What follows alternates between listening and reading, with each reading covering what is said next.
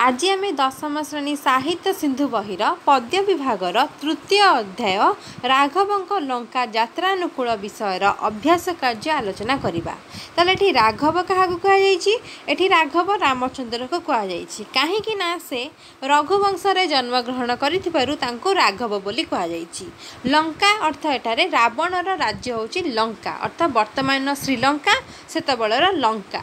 तो रावण कौन करथिला ना माता सीता को अपहरण करी नहीं जाइथिला।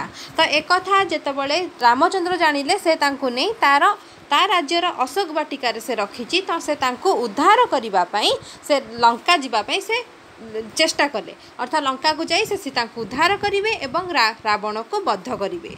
तो से कौन है लंका यात्रानुकूल है यात्रा करवा बा लंका को जीवा से कविताटीर नाम है राघवंक लंका यात्रानुकूल अर्थात रामचंद्र लंका को जीवा कथा ये कहुई। तो यही कविताटी को किए लिखिं ना कवि सम्राट उपेन्द्र भंज लिखिं। तो आम कि उपेन्द्र भंज विषय जानी नेबा।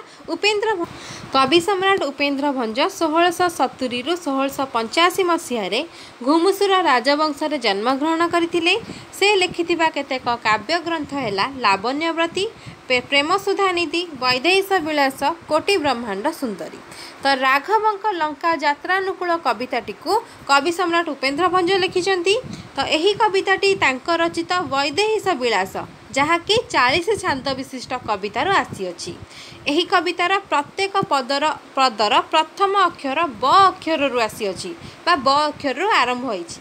आउ एही कवितारे रावण सीता को अपहरण करि नै ता राज्य लंकार रखिथिबा कथा प्रभु रामचंद्र जानिला परे तांको उद्धार करिबा पई से समुद्र रे सेतु बांधिबा कथा भाबिचंती।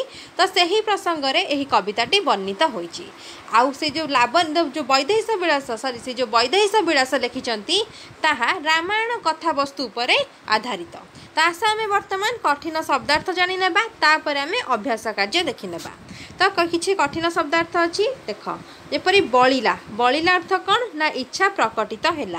पापित पापित अर्थ पाइबा बा लभिबा। पर्वत पर्वत हैला पहाड़ एठी पत्थर खंड उपलक्ष्य कहुई। आमे माने जानचंती पर्वत अर्थ पहाड़ किंतु एठी जो पर्वत कथा कहुई ताहा पत्थर खंड उपलक्ष्य कहुई। बुदबुद अर्थ पदार्थ माने पानी रे जो पदार्थ पड़िले जलर जो बुदबुद हे ऊपर को उठे तमें पानी रे किछि जिंस पकईदब सी कौन बुदबुद हे उठिଯିव ऊपर को ता जलटी ताको आमे बुदबुद बोली कहिबा। फी फी कृत अर्थ फी फी कार शब्द बा फेनायित दृश्य फेण देखा जिबा फेणायित जो दृश्य देखा जाए गोटे जिनस को तुम यदि पानी भितर पकईदब ता जो फेण आकार आसी जाए बा फी फी कार शब्द हुए ताको आमे फी फी कृत बोली कहिबा। निश्वास अर्थ दीर्घश्वास नेबा ताको आमे निश्वास बोली कहिबा गोटे दीर्घश्वास बा दीर्घ निश्वास मुनिली। वरुण वरुण होचंती जल देवता बा सागराधिपति अर्थात सिंधु सागर कौन समुद्र बा समुद्रर अन्य नाम मध्य सिंधु सिंधु बा सागरर जे अधिपति जे राजा बा जे देवता तांको आमे वरुण बोली कहू अर्थात समुद्रर देवता बा जल देवता को आमे वरुण बोली कहिताऊ। विनाशन अर्थ बिना आसन रे बा बिना आहार रे उपवास रही तांको आमे विनाशन बोली कहिबा। दर्भ शयने दर्भ अर्थ कुश बा तृण बा घास शयने अर्थ शोइबा ताले कुश उपरे शोइबा बा तृण उपरे शोइबा। अन्य प्रसंग अर्थ आउ एक कथा। बरगिला अर्थ पठाइला। सुक और सारण सुक सारण हेउचंती रावणर दुई चर एमाने पक्षी रूप धारण करी माया रचना रे समर्थ। सुक सारण हेउचंती रावणर दुई चर बा दूत बोली तमे कहि परिबो। एमाने पक्षी रूप धारण करी माया रचना रे समर्थ। समुद्र पार हेबारे एमाने धुरीन अर्थ धुरंधर एमाने समुद्र को पार करि परिबे एवं एमाने निज इच्छा रे जे कोनोसी रूप मध्य नै परिबे। एमाने पक्षी रूप धारण करी माया रचना करिबारे सामर्थ्य।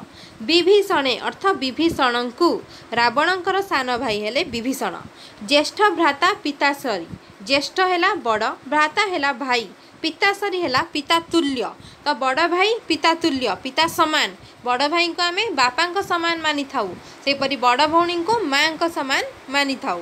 तो रावण बड़ भाई होइथिबारु से पिता तुल्य अर्थात रावण विभीषणंकर बड़ भाई सेथिपई से विभीषणंकर पिता तुल्य अर्थात पिता समान। कोप अर्थ राग बा क्रोध पिता अर्थ ये पिता कथा पिता पिता नुहंती बा बापा नुहंती एठी कथा भल न लगिबा अर्थ मन पिता करदेबा बा मन खराब करदेबा तुमको मन कर तुम माँ गाली देले तेणु तुम मन कौन है पिता लगिला अर्थ खराब लगिला तो सेठी आमे मन पिता करदेबा कथा कहू। विभूति अर्थ राजभोग बा सुख स्वाच्छंद अर्थरे। बड़कूले अर्थ संभ्रांत वंशरे रावण वंश होची बड़कूल सी ब्राह्मण तांकर संभ्रांत वंश थिला तेणु बड़कूले अर्थ संभ्रांत वंशरे बड़ वंशरे बड़ जगार। शरण अर्थ आश्रय। अंगद अंगद हेले बाळींकर पुत्र आ बाळी हेले सुग्रीवंकर भाई तेणु सुग्रीव और अंगदंकर कौन संपर्क है सुग्रीव होचंती अंगदंकर दादा एवं पितृव्य मध्य पितृव्य अर्थ माने बापांकर सान भाई को आम पितृव्य कहवा एवं अंगद होचंती सुग्रीवंकर तांका पुतुरा एवं अंगद होचंती बाळींकर पुत्र ताले अंगद किए अंगद होचंती बाळींकर पुत्र और बाळी होचंती सुग्रीवंकर बड़ भाई तो बाळी को राम वध करथिले। तापर आउ किछि शब्द अछि जेपरि राघव राघव अर्थ रघुकुल रे जात रामचंद्र रामचंद्र रघुवंश रे जन्म ग्रहण करिथिबारु तांको राघव बोली कहा जाय। सिंधु सिंधु अर्थ समुद्र सिंधुर अन्य नाम समुद्र समुद्र। कपि कपि हेला मांकड़ बा रामंकर बानर सेना कपि अर्थ मांकड़। विस्मयी अर्थ विस्मित हेबा बा आश्चर्य प्रकट करिबा। तेजी अर्थ छाड़ी। बुधे अर्थ पंडित माने बा काव्या मोदी माने। दश शिर दश अर्थ दश शिर अर्थ मुंड तो कहार 10टी मुंड थिला रावणर 10टी मुंड थिला सेथिपई रावण को 10 शिर बोली कहा जाए। ताले 10 शिर अर्थ कौन ना रावण। बाणी बाणी अर्थ कथा। विभूति भूषण है विभूति है भस्म लेपन करवा तो ये बनचारी राम को रामचंद्र बनचारी अर्थ जोगी तुल्य थिबारु तांको विभूति भूषण बोली कहा जायछि। तो बनचारी जोगी तुल्य रामचंद्र को विभूति भूषण कहा जायछि। पिता शत्रु अर्थ पिता को जे मारी थे सी होचंती आमर पिता शत्रु तो ये बाली को किए वध करथिले रामचंद्र बाली को वध करथिले आ बाळींकर पुत्र किए हेले अंगद अर्थ अंगदंकर पिता किए हेले बाली ताले अंगदंक पिता को रामचंद्र मारी थिबारु रामचंद्र अंगदंकर कौन हेबे पिता शत्रु तो बाली को वध करिथिबारु रामचंद्र हेउचंती बाली पुत्र अंगदंकर पिता शत्रु काहेकि ना अंगदंकर पिता होउचंती बाली आ तांका पिता को रामचंद्र मारी थिबारु से तांकर पिता शत्रु हेले। बाद रचाई अर्थ विवाद सृष्टि करी। विहायसे अर्थ गगन बा आकाश आकाश को आम विहायस बोली कही थाउ। पक्षी तुल्य अनायास रे तो पक्षी सामान जे अनायास रे उड़ी पारे पक्षी माने कोडी उड़ती आकाश रे उड़ती से विहायस अर्थ कौन आकाश बा माने अंबर नभ जहाँ कही परिबो आकाशर अन्य नाम अंभ माने अंबर नभ अनंत व्योम ताहाको आम आकाश बोली कही थाउ। बर्तक अर्थ कौन बतक बा टिटिभ पक्षी आम बर्तक कही थाउ। धृत अर्थ धारण करिबा। विख्यात प्रकाश करिबा बा कहिबा। सत्वर है शीघ्र। अनुज अर्थ रावण रावणर अनुज विभीषण अनुज है सान भाई और अग्रज है बड़ भाई तो ये सान भाई कहा किए कहार सान भाई ना ये विभीषण रावणर सान भाई से विभीषण अनुज हेबे कहार रावणर आ रावण विभीषणकर बड़ भाई से अग्रज हेबे अग्रज है बड़ भाई अनुज है सान भाई। अंक देबा अर्थ क्षत विक्षत हेबा। व्योमे अर्थ आकाश रे बा आकाश को। पाताले अर्थ माटी तले बा सागर गर्भ को। पितृव्य पितृव्य है बापांकर सान भाई को आम पितृव्य कहवा तो अंगदर बापा सान भाई सुग्रीव से सुग्रीव अंगदंकर पितृव्य हेबे। विहर अर्थ उड़ी। स्वरूप अर्थ रूप धारण करिबा। कें कें टिहा अर्थ बतक करुथुबा ध्वनि। विंशति कर विंश अर्थ 20 कर है हाथ ताले कहार 20टी हाथ अच्छी रावणर कहीं रावणर 10टी मुंड गोटे मुंड थिबा मनीषर 2टी हाथ 10ଟି मुंड थिबा मनुष्यर 20टी हाथ ताले कहार 20टी हाथ है रावणर ताले 20टी हाथ थिबा रावण तांको आमे विंशति कर बोली कहि थाउ। देव रिपु देव है देवता रिपु अर्थ शत्रु तो देवतांकर शत्रु किए रावण से आम देव रिपु बोली कहवा। समर्पु अर्थ समर्पण करू तल अर्थ चापुड़ा माड़ चूर्ण अर्थ चूना हेबा विंध्य है पर्वतर नाम जहाँ विंध्य पर्वत आम कही था। बारी राशि समुद्रर जलराशि बारी राशि है समुद्रर जलराशि। वितरणे पार हेबा पई विहे अर्थ विधान बा उपाय मंदहास्य अर्थ अल्प हसिबा। शंख है संख्या विशेष बा सामुद्रिक जीव तो शंख जेपरी आम कही था 1 10 7 1000 अयुत लक्ष नियुत कोटि तापरे अर्बुद तापरे वृद तापरे खर्ब तापरे निखर्ब तापरे शंख तापरे पद्म तापरे सागर यहीपरि कही था परार्ध पर्यंत आम देखा छबिल वर्णबोध बही रे तो यही सब युड़िक लेखा अच्छी तो सेठी शंख अच्छी शंख अर्थ कौन ना 1 रे 12टी शून्य देले ताको आमे शंख शब्द कही था जहाँकि एक संख्या विशेष तो 1 रे 12टी शून्य देले जहाँ हम ताको आमे शंख बोली पढ़ी था। जेपरी 1 रे 1 शून्य देले आमे 10 बोली पढ़ी था 1 रे 2टी शून्य देले आमे 100 बोली पढ़ी था सेहीपरि एक जदि 12टी शून्य थाए ताहले आमे ताकू शंख बोली पढ़ी था। सेहीपरि भाबरे शंख मध्य सामुद्रिक जीव समुद्र रे जीव अछन जहाँ को आमे शंख बोली कही था है तो शंखर अर्थ संख्या विशेष बा सामुद्रिक जीव। जनित अर्थ जन्मित जोठी जात होता जनित है जात हेबा बा जन्म हेबा। पांच अर्थ उपाय जेपरि आमे कही था उपाय पांचिबा अर्थ चिंता करिबा। द अर्थ अल्प कुश अर्थ तृण बा घास विशेष। प्रत्युत्तर अर्थ जो मनास करा जाइथिला ताहा मिली जिबा प्रत्युत्तर। विरस को मंद करी अर्थ दुख को लाघव करी। हीन पराक्रमे अर्थ चक्रांतरे बा रावणर चक्रांत। तासा आमे वर्तमान पाठ्यपुस्तकस्थ प्रश्नावलीर उत्तर गुड़िक देखिनेबा तो बही जो प्रश्न देछि तार उत्तर गुड़िक देखिनेबा। देख निर्दिष्ट उत्तरमूलक प्रश्न उत्तर। 1 नंबर प्रश्न देला प्रत्येकर 3टी लेखाएं प्रतिशब्द लेख। जेपरि सिंधु सिंधु अर्थ कौन सिंधु अर्थ समुद्र आउ कौन हो पार सागर हो पार बारिध हो पार ता सहित आउ कौन हो पार पाराबार हो पार रत्नाकर मध्य हो पार पाराबार रत्नाकर। सेहीपरि आउ सिंधुर प्रतिशब्द कौन हो पार पयोनिधि मध्य हो पार पयोनिधि। अम्बुध मध्य हो पार अम्बुध हैला एहीपरि भाव में लिखिपर। तापर देला पर्वत तो पर्वतर प्रतिशब्द कौन ना पहाड़ गिरी शैल आहुरी मध्य हो पार अचल भूधर आउ हो पार महीधर महीधर आउ हो पार शिखरी आउ हो पार अद्री एगुड़िक सबू पर्वतर प्रतिशब्द बा पहाड़र प्रतिशब्द। सेहीपरि आकाश आकाशर प्रतिशब्द कौन ना गगन नभ विहायस अर्थ अंबर बा आकाश। सेहीपरि आउ कौन हो पार अनंत हो पार कौन हो पार अनंत आउ हो पार अंतरिक्ष आउ हो पार अभ्र आउ हो पार व्योम एहीपरि भाव में तुम प्रतिशब्द लिखिपर। तापर कौन देला 2 नंबर प्रश्न 2 नंबर प्रश्न रे कौन देला ना निम्नलिखित शब्द मानकर गद्य रूप लेख। जेपरि प्राप्ति तो शब्द है प्राप्ति तो यार गद्य रूप प्राप्ति। सेहीपरि शब्द है जनमी जनमीर गद्य रूप जन्मी। सेहीपरि गद्य ना सेहीपरि शब्द है दैव दैवर गद्य रूप दैव्य है।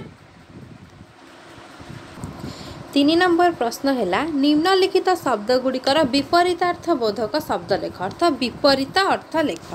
जेपरि आशा आउ देला निश्वास प्रसन्न ज्येष्ठ जन्म पुण्य विरस तो युड़िक आम विपरीत शब्द लिखा। तो शब्द है आशा आशार विपरीत निराशा है निराशा हम ना नैराश्य हम कौन हो नैराश्य। आशार निराशा मन रख आशार निराशा प्रसन्न विषन्न जन्म मृत्यु विरस हरस विरस दुख हरस खुशी हेबा आशा रखिबा आशार निराशा हेबा अर्थ आशा मिलबानी प्रसन्न अर्थ खुशी हेबा विषन्न अर्थ मन दुख जन्म हेबा तापर मृत्यु सेपरी शब्द है निश्वास जो वायु को आम छाड़ी था तक आम निश्वास कही था जो वायु को ग्रहण करूँ आम कौन कही था प्रश्वास तार निश्वासर विपरीत प्रश्वास एपरी ज्येष्ठ ज्येष्ठ है बड़ आ सान हेले कनिष्ठ बड़र विपरीत सान ताले ज्येष्ठर विपरीत कनिष्ठ परी पुण्य पुण्यर पाप तापर देख 4 नंबर प्रश्न 4 नंबर प्रश्न देला निम्नलिखित शब्द मानक नहीं सार्थक वाक्य रचना कर तो वाक्य गठन कर जेपरी शब्द देला पितृव्य व्योम प्रसन्न अनुज सत्वर पितृव्य है पितांकर सान भाई को आम पितृव्य कहवा ताले ये कौन लेखाला ना गोविंद शरत बाबू को पितृव्य ज्ञान करुले अर्थ गोविंद से शरत बाबू को बापा सान भाई रूप में मानुले ज्ञान करुले अर्थ मानुले अर्थ दादा बोली ग्रहण करुले व्योम व्योम अर्थ आकाश तो प्रभात हेले अर्थ सकाळ हेले व्योम देश उज्जली उठे व्योम है आकाश आकाश उज्जवल देखा जाए कहीं देखा जाए कहीं ना सूर्य उदय हुंती सूर्य पूर्व दिगरे सकाळे उदय हुंती से आकाश उज्जवल देखा जाए प्रसन्न अर्थ मन खुशी हवा चित्त प्रसन्न रहिले शरीर सुस्थ रहे चित्त है मन मन जदि खुशी थी ताले शरीर सुस्थ रहिबो अनुज अनुज अर्थ सान भाई को आम अनुज कहवा आ बड़ भाई को अग्रज कहवा तो अनुज विभीषण उपरे रावणर क्रोध थिला अहेतुक अनुज है विभीषण है कहार अनुज रावणकर अनुज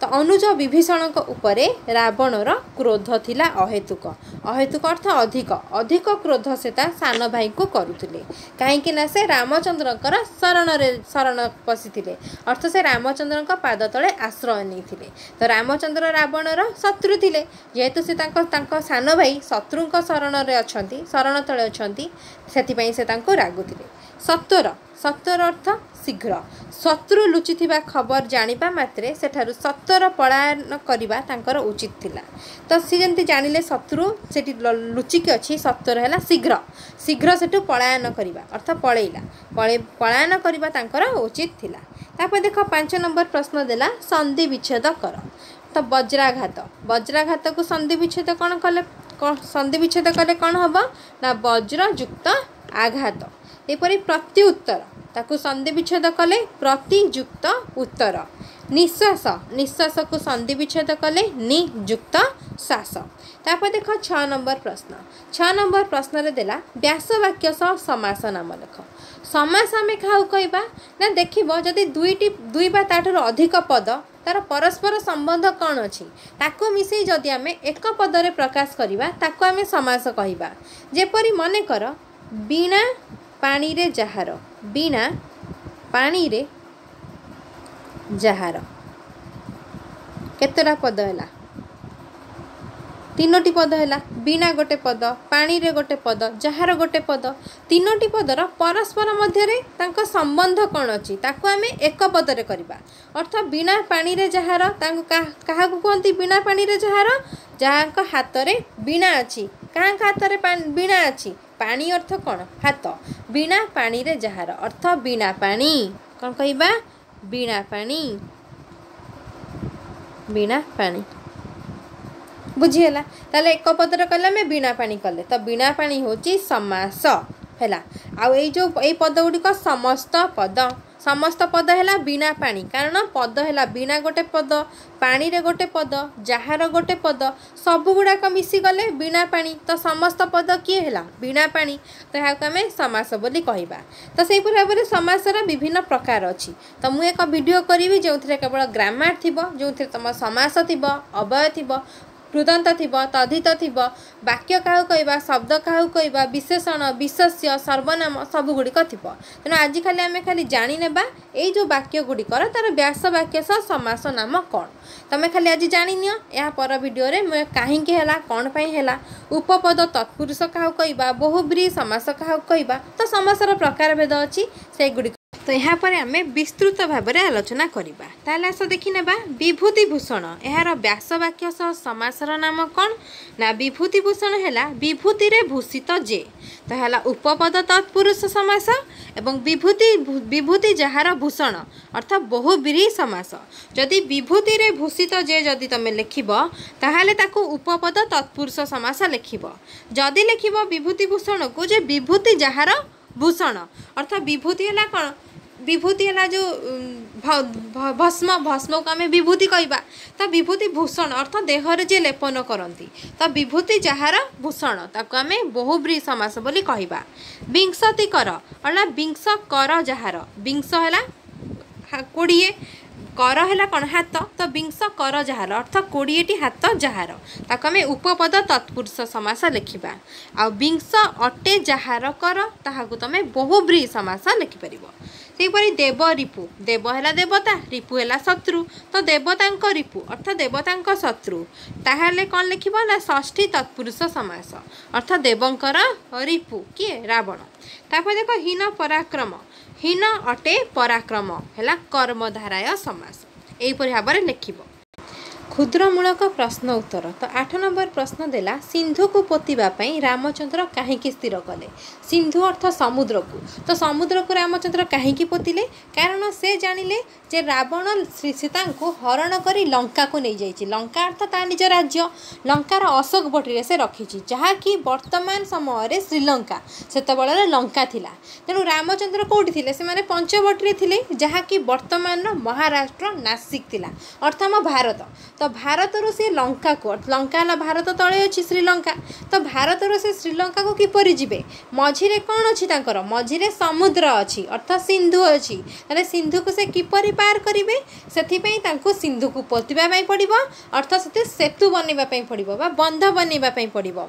एठी हमर केउ सागर अच्छी एठी हमर भारत महासागर अच्छी कौन अच्छी भारत महासागर तो भारत महासागर को से लंघी करी से कौटी के जिबे से श्रीलंका को जिबे अर्थात लंका को जिबे माता सीता को मुक्ति करिवे एवं रावणर बध करिवे। तो सेथिपई ताको सागर को पार करि जिबा पई पड़िबो तो सागर को पार करिबा पई हेले ताको पोतिबा पई पड़िबो अर्थात सेतु बनेबा पई पड़िबो।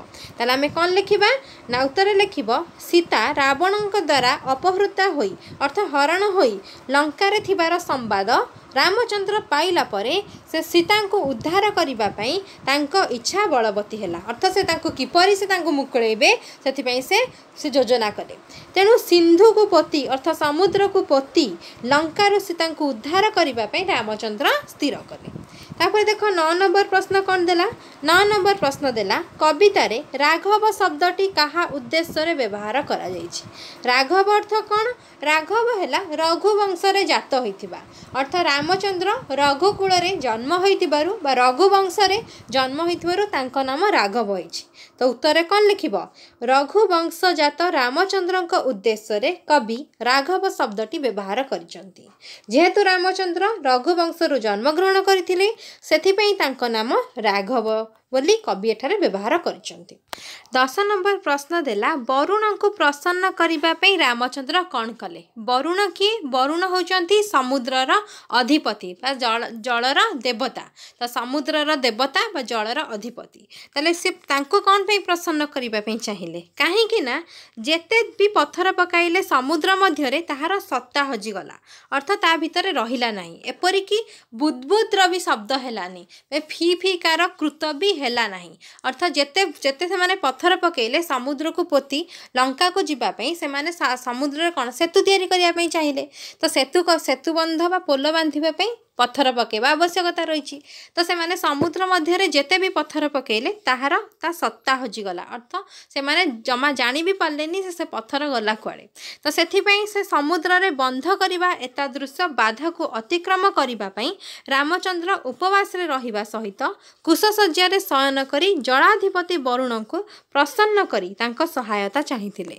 तो से जेतेबेले देखिले जे समुद्र रे बंध बांधिबा असंभव हेउची तेनु से समुद्रर अधिपति अर्थात जलर देवता वरुण को प्रसन्न करिबा पई से उपवास रे रहिथिले किए रामचंद्र उपवास रे रहिथिले ता सहित से कुशसज्जा कुश अर्थात तृण अर्थ घास शज्या से शोईथिले शोईकरी से जलाधिपति वरुण को प्रसन्न करने चाहिए। तो सी प्रसन्न हेले से जाई तापरे तांको मार्ग देखेबे जे किपरि भाबरे से माने समुद्र रे सेतु बांधी परिबे अर्थ बंध बांधी परिबे। तेणु वरुण को प्रसन्न करने अर्थ जलाधिपति एवं सागरर अधिपति सागर देवता को प्रसन्न करने यही उपाय से माने अवलंबन करथिले। 11 नंबर प्रश्न देला रावण शुक सारण माध्यम विभीषण पाखक की वार्ता पठाइथिले। तो शुक सारण हेउचंती रावणर चर। तो से माने निज इच्छा अनुसार जे कौनसी रूप धारण करि परिबे से माने पक्षी रूप धारण करी माया रचना करिबारे धुरंधर थिले। तो से शुक सारण को पठाइथिले कहा पाखक ना से माने अंगद एवं विभीषण पाखक पठाइथिले से माने तांको मध्यरे झगड़ा करिबा पई। तो शुक सारण माध्यम विभीषण निकट को कूटनीतिर आचरित वार्ता पठाइथिले। से ता वार्तारे कहिथिले जे से रावण हेउचंती विभीषणकर बड़ भाई आ बड़ भाई हेउचंती पितृतुल्य अर्थ पितांक समान। जदि तांकर कोनोसी कथा विभीषण को आघात देछि तेबे से कथा को से भूली जिबा उचित। तो एक कथा शुक सारण एई वार्ता नहीं से विभीषण पाखक जाइथिले काहेकि ना विभीषण रामचंद्र का शरणागत थिले। से तांका पाद तले आश्रय नैथिले तांको से सहाय्य करुथिले जहा फଳରେ कि से माने समुद्र रे सेतु बांधी लंका को जाई माता सीता को उद्धार करिवे एवं रावण सहित युद्ध करिवे। तो एक कथा जेतबळे रावण जानिले जे से माने समुद्र रे बंध बांधुचंती बा सेतु बनौचंती जहा फଳରେ कि तांको प्रति विपद अछि तांको से युद्ध कर तांको सहित युद्ध करिवे। तेनु से सेथिपई से कथा माने जानिला परे से बहुत विचक्षण थिले बहुत बुद्धिमान थिले। तेनु से कथा सतर्कता अवलंबन करी से शुक एवं सारण को विभीषण पाखु पठाइथिले रामंक विरोध करिया पई रामंक प्रति तांको मनरे भावना खराब भावना जागृत करिया पई जहा फଳରେ कि से रामंक विरोध आचरण करिवे। सेथिपई से शुक सारण को विभीषण पाखु पठाइथिले। तो से कहिथिले जदि तांकर अर्थ रावणकर कोनोसी कथा विभीषण को आघात देइछि तेबे से ताको भूली जिबा उचित। रावणक ऊपर रागी तांको कथा को मंद ज्ञान करी अर्थ तांको ज्ञान को धरी रामंक ठारे से शरण नेबा अनुचित अर्थ रामंक ठारे से आश्रय नेबा अनुचित। कारण लंकार जेतबळे विभीषण थिले विभीषण होचंती रावणकर भाई तो तांको घर होला लंका श्रीलंका। तो जेतबळे तांको राज्य होला श्रीलंका तो से जेतबळे श्रीलंका रे थिले विभीषण राजभोग करुथिले किंतु एबे से रामचंद्रक सहित रही अर्थ जटाजुटधारी जोगीतुल्य वनचारी रामचंद्रक सहित से दुख कष्ट रे कालतीपात करुछंती।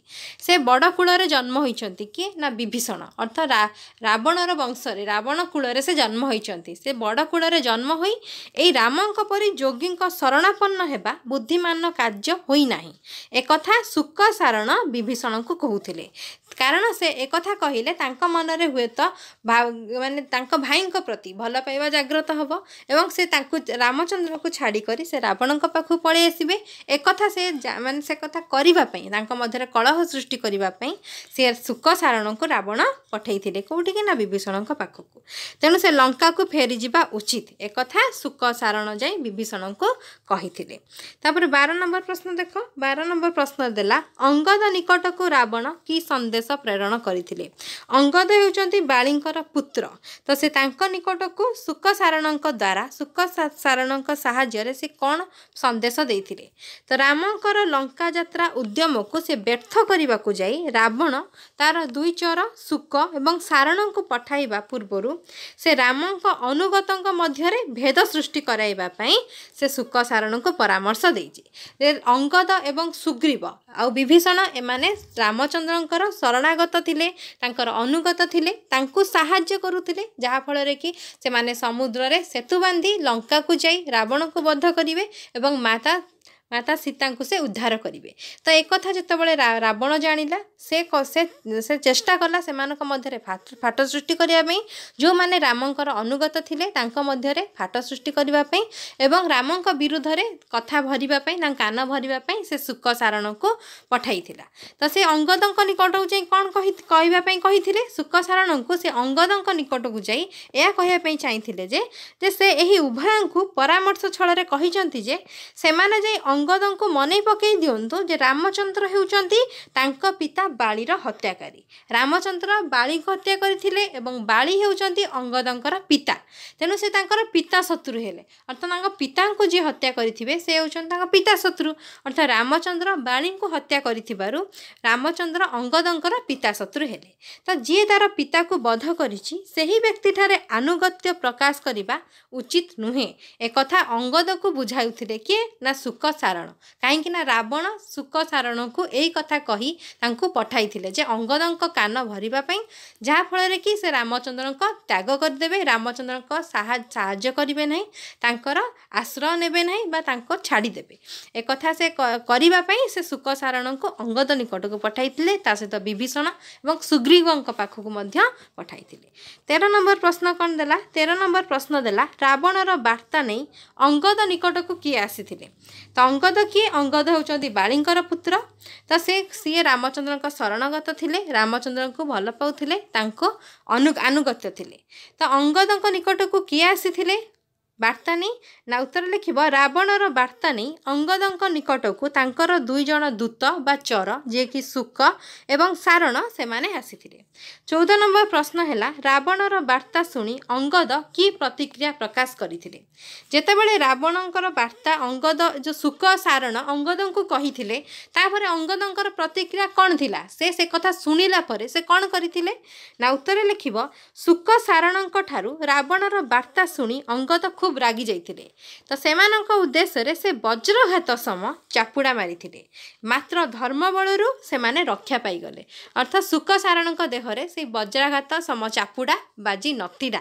ଯଦି ବାଜିଥାନ୍ତା ତାହେଲେ ସେମାନେ ପାତାଳଗାମୀ ହେଇଥାନ୍ତେ ବା ତାଙ୍କର ଅଙ୍ଗ ଛେଦ ହେଇଥାନ୍ତା। ଏକଥା ଯାଇ ଶୁକ ସାରଣ ରାବଣଙ୍କୁ କହିଥିଲେ ଯେ ସେମାନଙ୍କ ପାଖରେ ଧର୍ମବଳ ଥିଲା, ଯାହାଫଳରେ କି ଅଙ୍ଗଦଙ୍କର ବଜ୍ରଘାତ ସମ ଚାପୁଡ଼ା ତାଙ୍କ ଦେହରେ ବାଜି ନଥିଲା, ମାତ୍ର ଧର୍ମବଳ ଫଳରେ ସେମାନେ ରକ୍ଷା ପାଇଗଲେ ବୋଲି ପ୍ରକାଶ କରିଛନ୍ତି।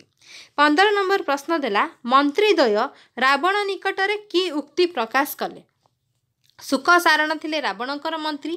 ତ ସେମାନେ ଯେତେବେଳେ ରାବଣଙ୍କର ବାର୍ତ୍ତା ନେଇ ଅଙ୍ଗଦ ନିକଟକୁ ଯାଇଥିଲେ, ତାପରେ କ'ଣ ହେଇଥିଲା ସେ ଘଟଣା ଆସି ସେମାନେ ରାବଣଙ୍କୁ କହିଥିଲେ। ତ କ'ଣ କହିଥିଲେ? ନା ଶୁକ ସାରଣ ରାବଣଙ୍କ ନିକଟରେ ପହଞ୍ଚି ପ୍ରକାଶ କଲେ ଯେ ସେମାନଙ୍କର କଥା ଶୁଣି ପ୍ରଥମେ ବିଭୀଷଣ କହିଲେ ରାବଣ ଆଗେ ସୀତାଙ୍କୁ ଫେରାନ୍ତୁ, ତାପରେ ଯାଇ ବିଚାର କରାଯିବ। ମାତ୍ର ଅଙ୍ଗଦ କିଛି ଶୁଣି ନଥିଲେ। ସେମାନଙ୍କ ଉଦ୍ଦେଶ୍ୟରେ ସେ ବଜ୍ରଘାତ ସମ ଚାପୁଡ଼ା ମାରିଲେ, କିନ୍ତୁ ଧର୍ମବଳରୁ ସେମାନଙ୍କର ଅଙ୍ଗହାନିରୁ ସେମାନେ ବର୍ତ୍ତିଗଲେ। ଅର୍ଥ ସେଇ ବଜ୍ରାଘାତ ସମ ଚାପୁଡ଼ା ତାଙ୍କ ଦେହରେ ବାଜି ନଥିଲା ବା ତାଙ୍କ ଅଙ୍ଗରେ ବାଜି ନଥିଲା। ଯଦି ଅଙ୍ଗଦଙ୍କର ଶକ୍ତ ଚାପୁଡ଼ା ବା ବଜ୍ରାଘାତ ସମ ଚାପୁଡ଼ା ସେମାନଙ୍କଠାରେ ବାଜିଥାନ୍ତା, ତେବେ ଅନାୟାସରେ ସେମାନେ ଧୂଳିସାତ ହେଇଯାଇଥାନ୍ତେ। ଯଦି ତାହା ପାହାଡ଼ରେ ବାଜିଥାନ୍ତା, ତେବେ ତାହା ରସାତଳଗାମୀ ହୋଇଥାନ୍ତା। ଅର୍ଥାତ୍ ପାହାଡ଼ ଦେହରେ ଯଦି ଅଙ୍ଗଦଙ୍କର ବଜ୍ରାଘାତ ସମ ଚାପୁଡ଼ା ବାଜିଥାନ୍ତା, ତାହେଲେ ସେ ପାହାଡ଼ଟି ନର୍କଗାମୀ ହେଇଥାନ୍ତା, ଅର୍ଥାତ୍ ପାତାଳକୁ ପଳାଇଥାନ୍ତା। ଏତେ ଶକ୍ତ ଚାପୁଡ଼ା ଥିଲା ତାଙ୍କର, କିନ୍ତୁ ତାହା ତାଙ୍କର ଧର୍ମ ବଳରେ, ଅର୍ଥାତ୍ ଶୁକ ସାରଣଙ୍କ ଧର୍ମ ବଳରେ ତାଙ୍କ ଦେହରେ ବାଜି ନଥିଲା। 16 ନମ୍ବର ପ୍ରଶ୍ନ କ'ଣ ଦେଲା? 16 ନମ୍ବର ପ୍ରଶ୍ନ ଦେଲା ଅଙ୍ଗଦଙ୍କ ଶକ୍ତ ଚାପୁଡ଼ା ପ୍ରହାରରେ ମନ୍ତ୍ରୀଦ୍ୱୟଙ୍କର କି ଅବସ୍ଥା ହେଇଥାନ୍ତା? ତ ଉତ୍ତର ଲେଖିବ ଅଙ୍ଗଦଙ୍କର ଶକ୍ତ ଚାପୁଡ଼ା ମାଡ଼ରେ ରାବଣର ମନ୍ତ୍ରୀଦ୍ୱୟ ଶୁକ ସାରଣ ଆତଙ୍କିତ ହୋଇ ଜୀବନ ନେଇ ପଳାୟନ କରିଛନ୍ତି।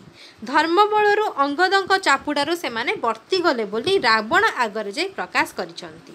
ପୁଣି ସେମାନେ ଆଶଙ୍କା କରିଛନ୍ତି ଯେ ଯଦି ସେ ଚାପୁଡ଼ା ସେମାନଙ୍କ ଦେହରେ ବାଜିଥାନ୍ତା, ତେବେ ନିଶ୍ଚୟ ଅଙ୍ଗହାନି ହୋଇଥାନ୍ତା, ନଚେତ୍ ଅନାୟାସରେ ସେମାନେ ଧୂଳିସାତ ମଧ୍ୟ ହୋଇଯାଇଥାନ୍ତେ। ମାତ୍ର ବିଧାତାଙ୍କ କୃପାରୁ ସେମାନେ ରକ୍ଷା ପାଇଗଲେ। 17 ନମ୍ବର ପ୍ରଶ୍ନ ହେଲା ଶ୍ରୀରାମଙ୍କର ସୈନ୍ୟ ସଂଖ୍ୟା କେତେ ବୋଲି ମନ୍ତ୍ରୀଦ୍ୱୟ କଳନା କଲେ, ଅର୍ଥ ଗଣନା କରିଥିଲେ?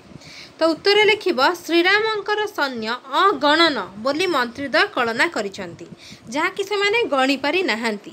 ତାଙ୍କ କଳନା ଅନୁସାରେ ସଂଖ୍ୟାରେ ଯେତେ ଶଙ୍ଖ ଅଛି, ଅର୍ଥାତ୍ ଶଙ୍ଖ ଅର୍ଥ କ'ଣ? ଯେପରି ଆମେ 1, 10, 100, 1000, ଅୟୁତ, ଲକ୍ଷ, ନିୟୁତ, କୋଟି तापरे अर्बुद वृद खर्ब निखर्ब तापरे शंख तापरे पद्म सागर एपरी भाव में परार्ध पर्यंत अच्छी ताले एक रे 12टी शून्य देले ताहा शंख बोली कहिबा जेपरी एक रे 2टी शून्य देले आमे 100 बोली कहिबा सेपरी एक रे 3टी शून्य देले आमे 1000 बोली कहिबा सेहीपरी एक रे 12टी शून्य देले आमे शंख बोली कहिबा तांका अनुसार संख्यार जते शंख अछि सागर गर्भरे अर्थ सागर मध्यरे जन्मित जन्म होइथिबा जेते शंख नाही शंख हैला एक प्रकार सामुद्रिक जीव जेते शंख नाही अर्थ जेते तो अच्छी अच्छी जेते नाही ता ठारू अधिक तत्वधिक हैला ता ठारू अधिक सैन्य बल बा सैन्य संख्या हेउचंती रामचंद्रंकर सेनानीर तो एते अधिक जे तांको से माने कल्पना करि परिबे नाही कवि तांको भाषा रे एही परि भाव रे जेहेतु से माने कल्पना करि पारु नाहंती अर्थ गणि पारु नाहंती सेथि पई से माने कवि हे भाषा रे तांको माने कवित्व बल रे से लिखिचंती शंख अछि सागर गर्भर जन्मित जते शंख नाही तो एही परि भाव रे से शब्दर प्रयोग करिचंती जहा कि आमे कल्पना करि परिबा नाही। तो 18 नंबर प्रश्न कौन देला 18 नंबर प्रश्न देला समुद्र तरिबा निमंते राघव कौन पांचिथिले तरिबा अर्थ पार हेबा पई से कौन पांचिथिले अर्थ उपाय बाहर करथिले कौन उपाय बाहर करथिले ना उत्तर लिखिब सीता को लंकार उद्धार पई समुद्र पार हेबा रामंक पक्षे नित्यांत प्रयोजन थिला अर्थ नित्यांत आवश्यक थिला कारण लंका रे रावण तार लंका तार राज्य लंकार अशोक वाटिका रे से सीता को बंदी करी रखिथिला अपहरण करी रखिथिला तो तांको सेठारु मुक्ति करी आनिबा एवं रावणर वध करिबा तांकर निहाती प्रयोजन थिला सेथि पई से भारतरु से श्रीलंका की परि जिबे मझिरे हमर सिंधु अछि सागर अछि अर्थात भारत महासागर अछि ताको कि परि पार करिवे सेथि पई से उपाय बाहर करथिले तेनु समुद्र को तरिबा अर्थ समुद्र पार हेबा तरिबा बा पार हेबा से समुद्र पथरे माने कौन भाबिथिले कौन करिवे ना सेथिरे सेतु बनेइबे अर्थात पोल तयारी करिवे बा बंध बनेइबे तेनु समुद्र रे पत्थर बंध बांधिबा को से उपाय पंचिथिले तो से बंध किपरि बांधिबे से पत्थर पकी पत्थर द्वारा से बंध बांधिबे ए कथा से चिंता करिथिले ताले कोन लिखिबो ना सीता को लंकार उद्धार करिबा पई बा समुद्र पार हेबा पई लंकार उद्धार पई समुद्र पार हेबा पई रामंक पक्षे नित्यांत प्रयोजन थिला तेणु समुद्र तरिबा बा पार हेबा पई से समुद्र रे पत्थर बंध बांधिबा को उपाय चिंता करथिले तापर देख संग प्रसंग सरलार्थ लिखिबा 19 नंबर प्रश्न देला विस्मय निश्वास तेजी वरुण प्रसन्ने विनाशने शयन से दर्भ शयन जे एक एहर अर्थ कौन विस्मय अर्थ विस्मित हेबा बा आश्चर्य प्रकट करिबा निश्वास तेजी निश्वास अर्थ दीर्घश्वास तेजी अर्थ छाड़ी दीर्घश्वास छाड़ी से आश्चर्य होइतिले काहेकि से आश्चर्य होइतिले कारण से माने जतबे चिंता करथिले समुद्र रे बंध बांधिबा पई पत्थर बंध बांधिबा पई से कोन करथिले बड़ बड़ पत्थर खंड सबु तांकर सैन्य माने अर्थ बानर सेना माने से पत्थर खंड सबु समुद्र मध्य को निक्षेप करथिले अर्थ समुद्र गर्भ को पकेइतिले किंतु से कोन हितला सबु पत्थर गुडी को पानी रे बुडी जाइतला एपरि कि बुदबुद शब्द मध्य होई नथला जेपरि पानी रे जेकोसी गोटे पदार्थ पड़े जल में पानी फटका हो बुदबुद हो ऊपर को उठे सेपरी शब्द हो नाला एपरिक फी फी कृत अर्थ फे फे कार दृश्य भी देखा जाई नथिला जे गोटे जिनस आम पानी रे पकाउछु तो से पूरा आश्चर्य होते रामचंद्र पूरा विस्मय हो जाते से कौन करेंगे से चिंता कर पार नथिले तेणु से वरुणे प्रसन्न अर्थ वरुण हेले जल देवता बा सागर अधिपति तांको से प्रसन्न करने से कौन करते विनाशने अर्थ से कहले जे आमे जदि समुद्र रे पत्थर पकेले पत्थर खंड पकेबा द्वारा किछि भी शब्द होउनी ताले आमे सागरर अधिपति जल देवता को से प्रसन्न करिवा पई चाहिले तांको प्रसन्न करिवा पई से कोन करिथांते विनाशन रे शयन से दर्भ शयन जी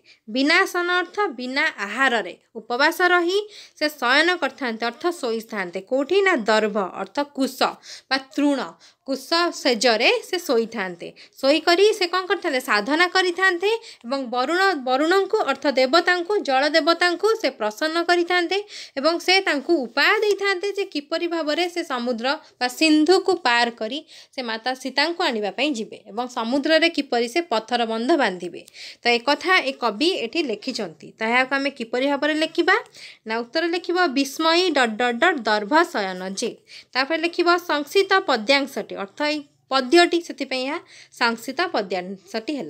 तो यही पद्यटी कवि सम्राट उपेन्द्र भंजंग राघवंक लंका यात्रानुकूल कवितारू आसीअछि। आलोच्य प्रसंग रे पत्थर बंध पई समुद्र को फिंगा जाउतबा पत्थर सत्ताहीन होई पड़िबारु अर्थात तार किछि सत्ता ही मिललानी होई पड़िबारु रामंकर बढ़ी जाइतिबा विस्मय भाव को से सूचित करा जाइछि। यदि सबु पत्थर एही परि भाबरे सागर गर्भरे लीन होई जिवो ताले किपरि भाबरे से माने बंध बांधिबे, किपरि भाबरे से पत्थर बंध बांधि से लंका को जीवे, तो से कथा से चिंतार विषय हो जाइतिला। तेणु रावण सीता को अपहरण करि नेला परे रामचंद्र विभिन्न स्थान रे संधान कला परे शेष रे रावण सीता को लंका रे रखिथिबा कथा से अवगत हेले अर्थ जानि पारले। तेणु सीता को सेठारु तत्क्षणात उद्धार करिबा पई रामंकर व्याकुलता देखागला। तो लंका को जीवाकू सागर पारी हेबार आवश्यकता थिला, कारण भारत एवं श्रीलंका मध्य रे भारत महासागर थिला अर्थ सागर थिला। तेणु ताकू पार हे सेठाकू जीवा पई तांकू एक सेतुबंध तैयारी करिया पई आवश्यकता थिला।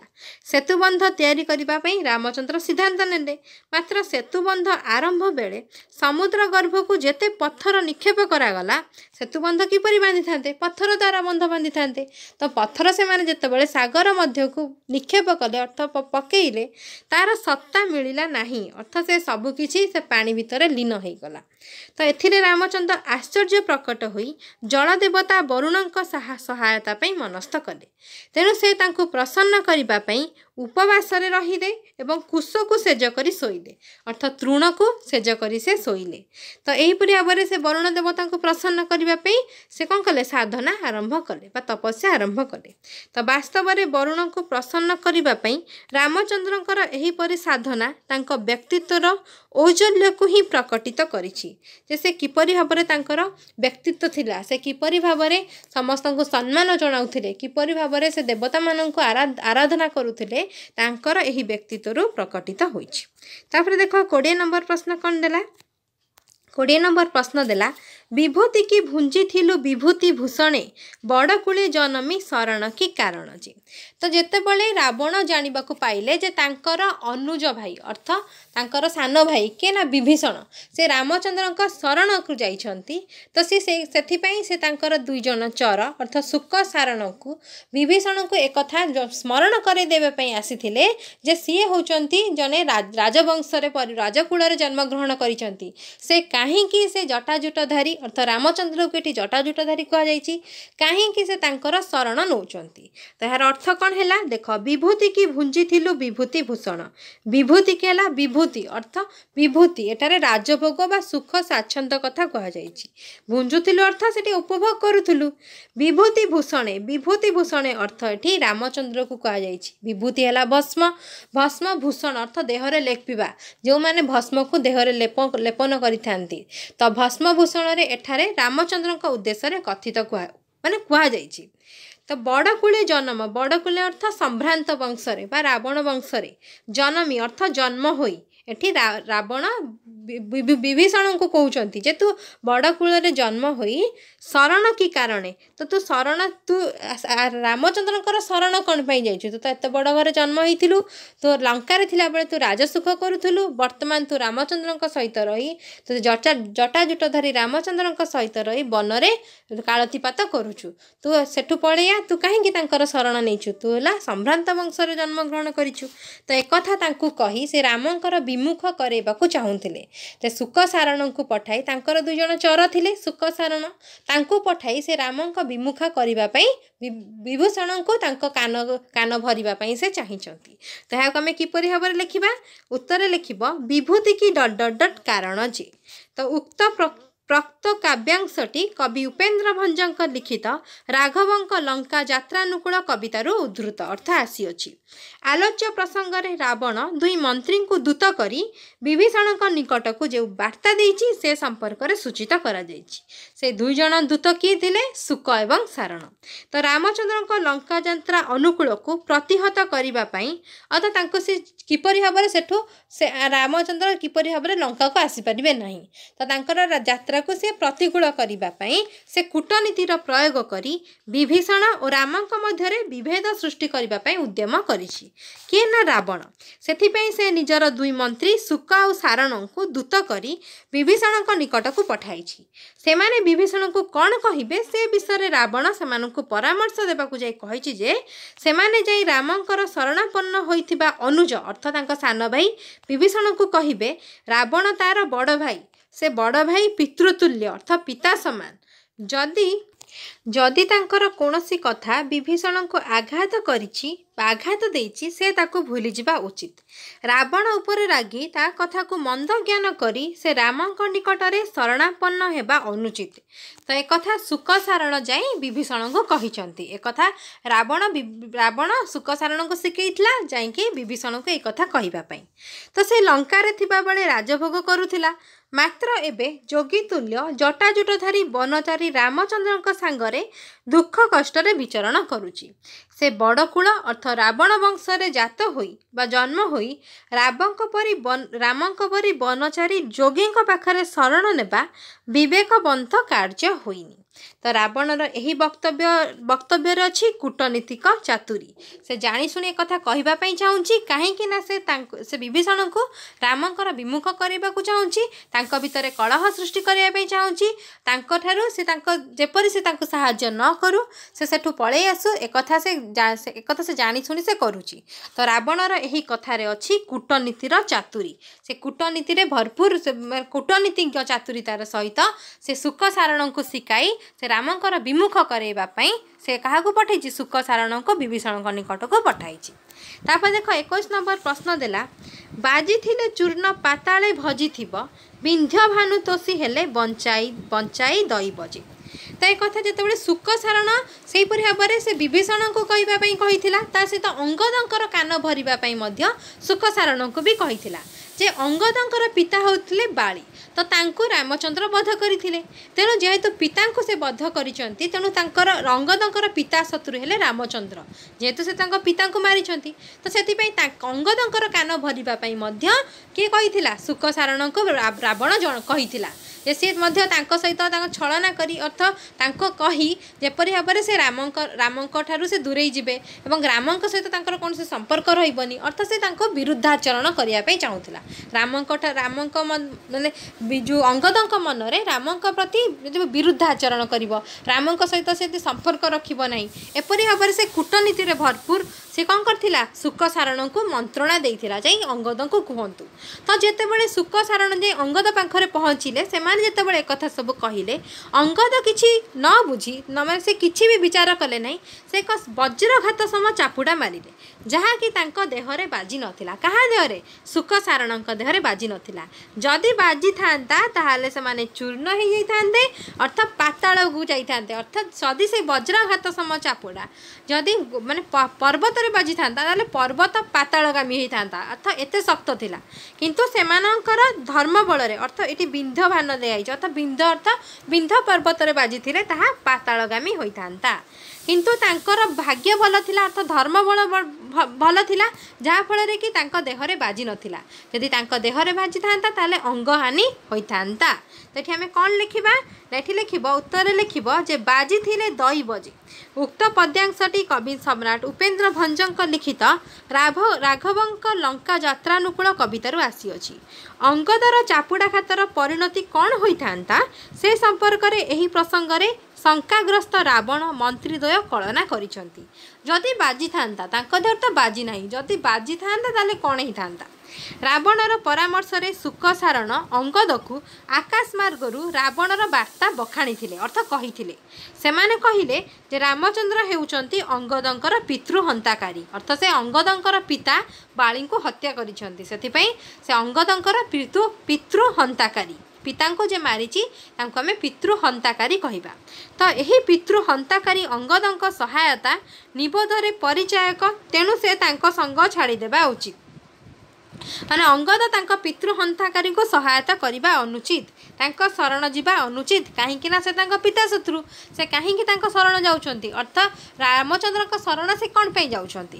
କିନ୍ତୁ ଅଙ୍ଗଦ ଥିଲେ ରାମଙ୍କର ଅନୁଗତ୍ୟ, ସେ ତାଙ୍କୁ ବହୁତ ଭଲ ପାଉଥିଲେ, ତାଙ୍କ ପ୍ରତି ସେ ଅନୁଗତ୍ୟ ପ୍ରଦର୍ଶନ କରିଥିଲେ।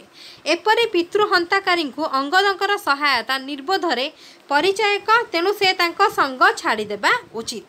ଅଙ୍ଗଦ ଏକଥା ଶୁଣିସାରି କ୍ରୋଧିତ ହୋଇ ଶୁକସାରଣଙ୍କ ଉଦ୍ଦେଶ୍ୟରେ ଗୋଟେ ବଜ୍ରତୁଲ୍ୟ ଚାପୁଡ଼ାଘାତ ପ୍ରହାର କଲେ। ମାତ୍ର ଦୈବ ଯୋଗକୁ ତାହା ସେମାନଙ୍କ ଅଙ୍ଗରେ ବାଜିଲା ନାହିଁ। ସେମାନେ ଭୟଭୀତ ହୋଇ ରାବଣ ପାଖରେ ପହଞ୍ଚି ଅଙ୍ଗଦଙ୍କର ଏହି ଚାପୁଡ଼ାଘାତର ପରିଣତିକୁ ପ୍ରକାଶ କରିଛନ୍ତି। ଯଦି ସେମାନଙ୍କ ଦେହରେ ବାଜିଥାନ୍ତା ତାହେଲେ ସେମାନେ କହିଛନ୍ତି ଯେ ଏହି ବଜ୍ରତୁଲ୍ୟ ଏହି ଚାପୁଡ଼ା ଯଦି ସେମାନଙ୍କ ଅଙ୍ଗରେ ବାଜିଥାନ୍ତା ନିଶ୍ଚୟ ଅଙ୍ଗହାନି ଘଟିଥାନ୍ତା, ନଚେତ୍ ସେମାନେ ସମ୍ପୂର୍ଣ୍ଣ ଧୂଳିସାତ୍ ହୋଇଯାଇଥାନ୍ତେ। ଏହି ଭାଗ୍ୟ ଅନୁକୂଳ ଥିବାରୁ ଏହି ବଜ୍ରଘାତ ତୁଲ୍ୟ ଚାପୁଡ଼ା ଯଦି ପର୍ବତ ଦେହରେ ବାଜିଥାନ୍ତା ତେବେ ତାହା ନିଶ୍ଚୟ ପାତାଳଗାମୀ ହୋଇଥାନ୍ତା।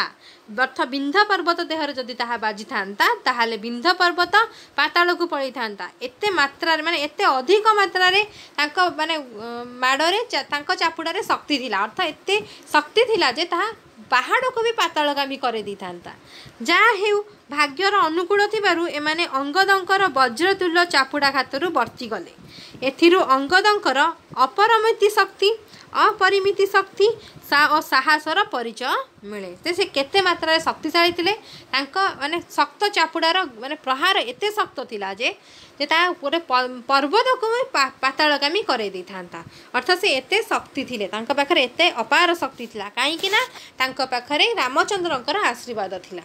ତାପରେ ଦେଖ ଦୀର୍ଘୋତ୍ତରମୂଳକ ପ୍ରଶ୍ନ ଉତ୍ତର ଆମେ ଦେଖିବା। ଦେଖ 22 ନମ୍ବର ପ୍ରଶ୍ନ ଦେଲା ଯେ ଲଙ୍କା ଯାତ୍ରା ନିମନ୍ତେ ରାଘବଙ୍କର ପ୍ରୟାସ ବର୍ଣ୍ଣନା କର। ତ ଲଙ୍କାକୁ କିପରି ଭାବରେ ରାଘବ ଅର୍ଥ ରାମଚନ୍ଦ୍ର ଯାଇଥାନ୍ତେ, ସେ କିପରି ପ୍ରୟାସ କରୁଥିଲେ ସେ ବିଷୟରେ ବର୍ଣ୍ଣନା କର। କିମ୍ବା ରଘୁପତି ରାଘବ ଅର୍ଥ ରାମଚନ୍ଦ୍ର ଲଙ୍କା ଯାତ୍ରା ପାଇଁ ଯେଉଁ ଯେଉଁ ଯୋଜନା କରିଥିଲେ ତାହାର ଚିତ୍ର ପଠିତ କବିତା ଆଧାରରେ ଚିତ୍ରିତ କର, ଅର୍ଥ ଲେଖ। ତାର ଉତ୍ତରରେ କ'ଣ ଲେଖିବା ନା କବି ସମ୍ରାଟ ଉପେନ୍ଦ୍ର ଭଞ୍ଜ ଥିଲେ ଅସାମାନ୍ୟ ପ୍ରତିଭାର ଅଧିକାରୀ। ଆଳଙ୍କାରିକ କାବ୍ୟରେ ଅପୂର୍ବ ଶବ୍ଦ ବ୍ୟଞ୍ଜନ ଓ ଅର୍ଥ ଗୌରବକୁ ଆରୋପ କରି ସେ ଯେଉଁ ବିବିଧ କାବ୍ୟ କବିତା ରଚନା କରିଥିଲେ ତାହା ଥିଲା ଓଡ଼ିଆ ଭାଷା ସାହିତ୍ୟିକ ସନ୍ଧିକ୍ଷଣରେ ବେଶ୍ ପ୍ରଭାବନିଷ୍ଠ ଓ ସ୍ପର୍ଦ୍ଧାଶୀଳ। କବିଙ୍କ ପୌରାଣିକ କାବ୍ୟ ବୈଦେହୀଶ ବିଳାସ ଏହି କାବ୍ୟ ରୀତିର ଏକ ଅସାଧାରଣ ଦୃଷ୍ଟାନ୍ତ। ଏଥିରେ ବ ଆଦ୍ୟ ଅକ୍ଷରକୁ ପ୍ରତି ପାଦରେ ପ୍ରୟୋଗ କରି ଅର୍ଥ ଏହି କବିତାର ପ୍ରତିପାଦ ଅର୍ଥ ପ୍ରତିପଦର ଆରମ୍ଭ ଅକ୍ଷର ବ ମାନେ ପ୍ରତିପଦର ଆରମ୍ଭ ହୋଇଛି ବ ଅକ୍ଷରରୁ ପ୍ରତିପଦ ଆରମ୍ଭ ହୋଇଛି, ପଦଗୁଡ଼ିକର ଆରମ୍ଭ ହୋଇଛି ବ ଅକ୍ଷରରୁ। ତ ପ୍ରୟୋଗ କରି କବି ଚମତ୍କାର କବିତ୍ୱ ଓ ପାଣ୍ଡିତ୍ୟର ନିଦର୍ଶନ ଦେଇଛନ୍ତି। ଆଲୋଚ୍ୟ ରାଘବଙ୍କର ଲଙ୍କା ଯାତ୍ରାନୁକୂଳ କବିତାଟି କବିଙ୍କ ବୈଦେହୀଶ ବିଳାସ କାବ୍ୟର 40 ଛାନ୍ଦରୁ ଆନୀତ ଅର୍ଥ ଆସିଅଛି।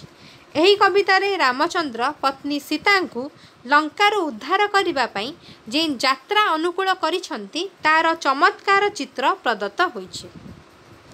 କିପରି ଭାବରେ ସେ କେଉଁଠି ଯାଇଛନ୍ତି, ଲଙ୍କାକୁ ଯିବେ ମାତା ସୀତାଙ୍କୁ ଆଣିବା ପାଇଁ, ଏକଥା ଏହି କବିତାରେ ବର୍ଣ୍ଣିତ ହୋଇଛି। ସେ କିପରି ଭାବରେ ଯାଉଛନ୍ତି।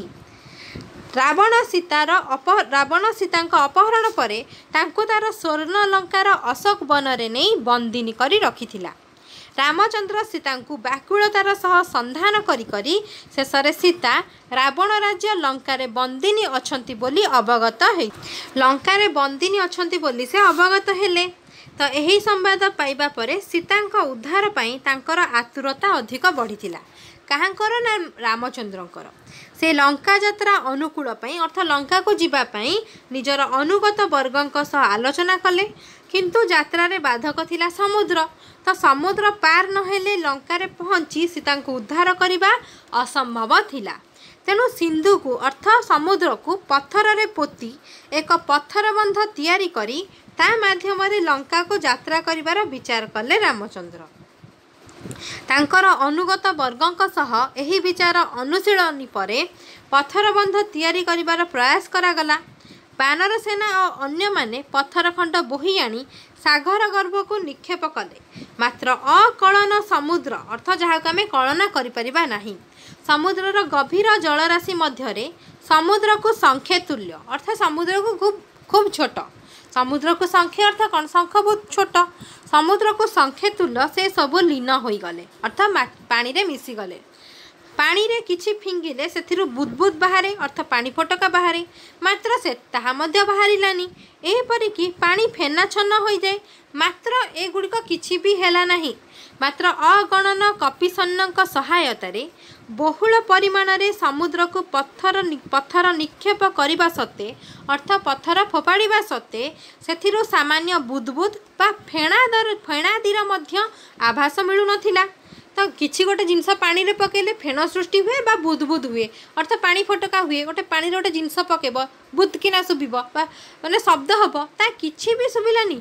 किछि भी हेलानी ता सबुगुड़िक पानी भितर लीन हो गला तो एक कथा रामचंद्र को बहुत व्यथित कला अर्थ मर्माहत हो पड़े एक कथा भाभी भाभी तो से विस्मय रे अर्थ बहुत आश्चर्य से चकित हो गले जे एपरी किपरि हेला किपरि आमे ए समुद्र को सिंधु को पार करी लंका को जिबा तो आमे तो एपरि भाव में पत्थर पकेले जहाँ कि सबुड़िक लीन हो गला ता फल आमे तो पत्थरर बंध बांधि पारिबानी तो आमे किपरि लंका को अनुकूल करबा अर्थ किपरि आमे लंका को जिबा तो एक कथा भाभी भाभी से चिंता करले अर्थात आश्चर्य हो गले तापर से कौन कले ना जलाधिपति वरुण को प्रसन्न करी कारण समुद्रर अधिपति अर्थ सागरर बा सिंधुर अधिपति होउचंती वरुण से होचंती जलर अधिपति तांको प्रसन्न करी से सेतुबंध तैयारी करिबा पई चिंता कले अर्थात तांको से स्मरण कले तांको किपरि प्रसन्न करिवे सेति से चिंता कले तो सागरर अधिपति हेउचंती वरुण से जदि प्रसन्न हेबे तेबे अविलंबे अर्थ विलंब न करी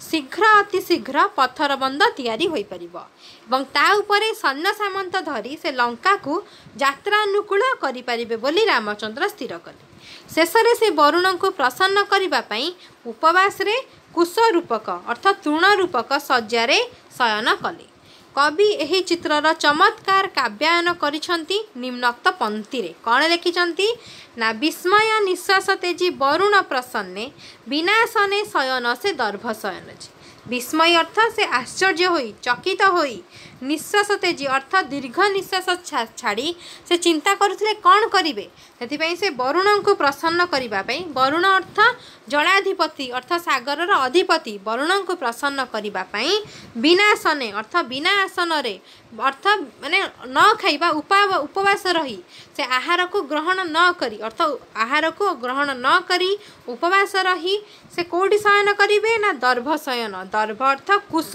तृण रूपक सेजरे से शयन करी वरुण को प्रसन्न करिवे अर्थ सागर देवता को से प्रसन्न करिवे तो रामंकर आराधना रे और साधना रे शेषे वरुण प्रसन्न हेले वरुण देवता प्रसन्न हेले राम को बताइले जे सेतुबंध निर्माण और बारिध पार हेबार कौशल किपरि से माने समुद्र रे पत्थर बंध बांधी करी से लंका को जिबे से किपरि समुद्र को पार करिवे ए कथा से राम को बताई देले किए ना वरुण देवता तो प्रसन्न चित्तरे अर्थ खुशी मनरे रामचंद्र कुश सज्जा त्याग कले अर्थ जो तृण रूपक सेजरे से शोइथिले ताकू से छाड़ी देले एही रूपे रामचंद्र लंका यात्रा पई प्रयास करिथिबार वर्णना दैछंती कवि सम्राट उपेन्द्र भंज तांकर एही आलोच्य कवितारे से एही परि भाबरे किपरि भाबरे रामचंद्र लंका को यात्रा कले से कथा कवि सम्राट उपेन्द्र भंज एही कविताटी रे वर्णना करिछंती तापर देख 23 नंबर प्रश्न कौन देला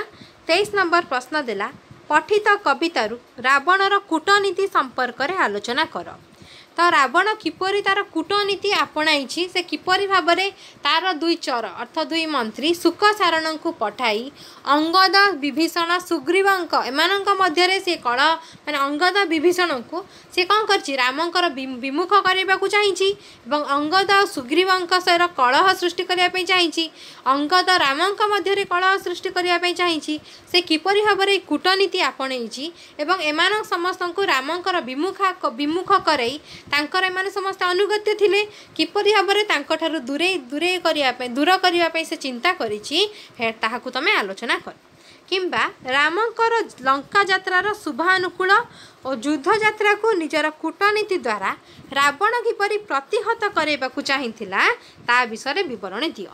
अर्थ राम जो अनुकूल करने को जाउथिले लंका को से तार किपरि प्रतिकूल सृष्टि कराई देई थांता से विषय लेख। ताले उत्तर कौन लिखिब ना कवि सम्राट उपेन्द्र भंज तांको लिखित वैदेहीश विलास काव्यर 40 छांदरे रावणर कूटनीति और रामंकर लंका यात्रा पाई अनुकूल करने कथा वर्णना करिसंती।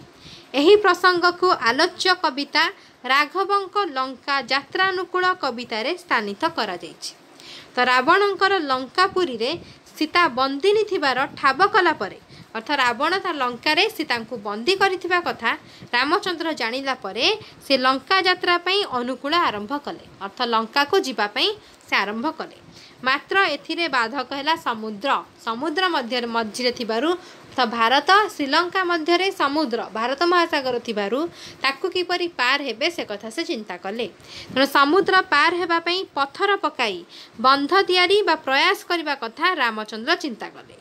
मात्र से सबु समुद्रर अकलन गभीर रे लीन होई गला। जेते मात्रा रे से माने पत्थर सबु समुद्र को निक्षेप करुथिले पत्थर बंध बांधिबा पई किंतु समुद्र को पोतीबा पई ताहा किंतु सफल हैला नाही सबु असफल होई गला अर्थ से सबु समुद्र मध्य रे लीन होई गला।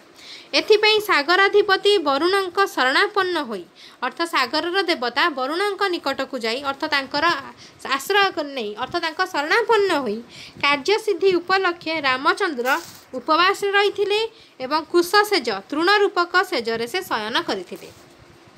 वरुणंक प्रसन्नता पई से साधना आरंभ करदेले। इति अवसर रे एही अवसर रे रावण रामंक यात्रा को प्रतिरोध करिबा पई से शुक सारण नामक दुई मंत्री को दूत भाव में पठाइथिला। तो रावणक शरणापन्न तथा अनुगत होइथिबा विभीषण और अंगदंक निकट को उद्देश्य थिला ए दुहिं को उत्तेजित करी रामंक शिविर रे फाट सृष्टि करैबा। रावण थिला कूटनीति रे निपुण तार कूटनीति प्रयोग रे राम शिविर रे विभेद सृष्टि करने को से करिछि गंभीर चिंता। तो ताकू सहायता होइचंती तार दुई अनुगत मायावी मंत्री असुर शुक आउ सारण। तो रावण जानिछि विभीषण सुग्रीव अंगद आदि सहायता रे रामचंद्र लंका उद्देश्य रे युद्ध यात्रा करिवे। ता पूर्वरु से सतर्क होइछि। तो विपद आसीबा पूर्वरु ताकू रोध करिबा हेउछि बुद्धिमान व्यक्तिर कार्य। तो रावण एही बुद्धि प्रयोग करी रामंक पथरोध पाए से कही जदि से रामंकर पथरोध करदेव ताहले से लंका आसी पारिबेनी एवं ता सहित युद्ध करि परिबेनी एवं से सीता को माता सीता को से कौन कर लंका रे से भाव में बंदी कर रखिथिबो।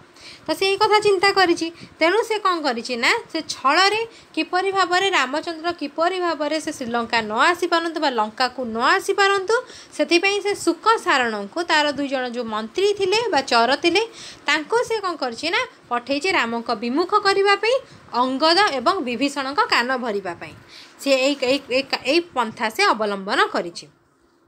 से शुक सारण को यही कार्य नियोजित करी विभीषण अंगदंक निकट को कलीर मंजी बुणिबार अभिलाष नहीं वार्ता प्रेरण करिछि। शुक सारण को से परामर्श देइछि जे विभीषण और सुग्रीव को कौन आ किपरि कही माने कौन कहइबो एवं किपरि से रामंकर विमुख करेबो से कथा से तांको परामर्श देइछि कहा कुना शुक सारण को। तो रावण मंत्री शुक और सारण को परामर्श देबा को जाई कहिछि जे से माने जाई विभीषण को कहंतु जे रावण तार अग्रज अग्रज है बड़ भाई। तो अग्रज होउचंती पिता तुल्य अर्थात पितांक समान। जदि तांकर कोनोसी कथा ताको आघात करिछि तेबे से ताहा भूली जिबा उचित। ता उपरे रागी ता कथा को मंद ज्ञान करी जटाजुटधारी रामंकर शरण नेबा ता पक्षे अनुचित होइछि। लंका रे थिबा बेले विभीषण राजसुख भोग करुथिला किंतु एबे जटाजुटधारी विभूति लेपित जोगीतुल्य वनचारी रामचंद्र सहित दुखरे कालतीपात करुछि। उच्च कूଳରେ विभीषण जात होइथिले भी रामंक परी जोगी ठारे शरण नेबा लज्जाकर कथा अटे। तो रावण एही वक्तव्य रे अछि तार मंद उद्देश्य। से विभीषण मनरे भावांतर सृष्टि करी निज प्रति आकृष्ट करने कथा चिंता करिछि। ता सहित से रामंक विमुख कराई चमत्कार कूटनीति करी से किपरि विभीषण किपरि राम विमुख हेबे तांको सहित किपरि से संपर्क काटिदेबे एवं लंका चली आसबे एक कथा से चिंता करिछि। किंतु विभीषण रामंकर अनुगत्य अछंती से तांको शरणापन्न अछंती से तांको भक्ति करंती एवं भल पाती से से तांको सहित शेष पर्यंत से छिड़ा होइथिले। ता से रावणर एहीपरि चमत्कार कूटनीति एथिरे आरोपित होइछि। कवि ए प्रसंगरे उल्लेख करी कहिचंती जे विभूति की भुंजी थिलु विभूति भूषणे बड़कूले जनमी शरण की कारण जे विभूति की है राज सुख संपद तू भोग करूलु जेते बड़े तू लंकार थिलु भुंजुलु अर्थ भोग करवा विभूति भूषण भूषण अर्थ लेपन करवा विभूति है जो विभूति जो मैंने भस्म भस्म निज देहरे लेपन करवा कथा ये कहुई अर्थ रामचंद्र को विभूति भूषण सहित तुलना करा बड़कूले जन्मी अर्थ तू बड़कूले जन्म होइथिलु सम्भ्रांत वंशरे राज परिवार रे किए कहूँ ना रावण कहूँ विभीषण को तू राजवंश अर्थ तू रावण परिवार रे रावण वंश तू जन्मग्रहण करिकी तू कहीं शरण पशिलु तू रामचंद्र शरण तू कहीं पशुचु एक कथा किए कहूँ एक कथा रावण सुख सारण को कही माने मंत्र देइछि एहीपरि जाई से माने विभीषण आगरे एहीपरि कथा कहिबे जा फल कि से रामंकर विमुख हब। तापर देला कौन देला ना अंगद को उत्तेजित तथा प्रभावित करी रामंक विरोधी करने को मध्य रावण कूटनीतिर चिंतार तार पटांतर नहीं। यही क्रम से सुक और सारण को परामर्श देइछि जे अंगद को से माने स्मरण कराइदेबे राम किपरि तार बापा बाली को हत्या करथिले सेतिपई से तांकर पिता शत्रु हेले। पिता अर्थ अंगदर पिता होचंती बाली तांको रामचंद्र हत्या करिथिबारु से तांको पिता शत्रु हेले। तो सी कहीं शरण नहीं सी तो पिता शत्रु हेले पितांकर जी पिता को मारी कौन शरण नेबा उचित होची। तो यहीपरि से माने सुख सारण कान में कही मंत्रणा दे से अंगद पाखु पठे यहीपरि भाव में अंगद आगे से माने बखाणीबे अंगद आगे यहीपरि भाव से वर्णना करेंगे जहाँफल से राम विमुख हेबे। तो सही हत्याकारी राम प्रतिशोध न नहीं से शरण जीवा कथा अंगद पई शोभा पाऊ नाही।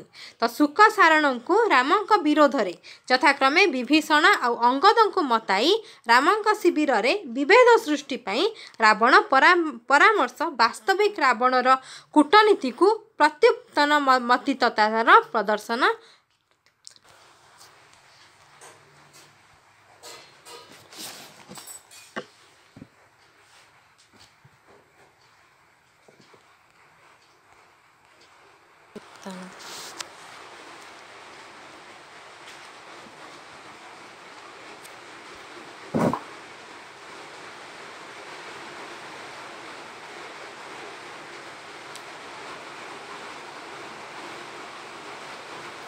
वास्तविक रावणर कूटनीतिक प्रत्युत्पन्न मतितार यथार्थ निदर्शन अटे। विवाद लगाई शत्रु शिविर रे विभेद सृष्टि करी निजको विजित करिवार इच्छा पोषण करिछि रावण अर्थ निजको से विजय करिवार इच्छा पोषण करिछि जे शत्रु मध्य रे से कौन करिवो कलह सृष्टि करिदव अर्थ तार शत्रु किए रामचंद्र।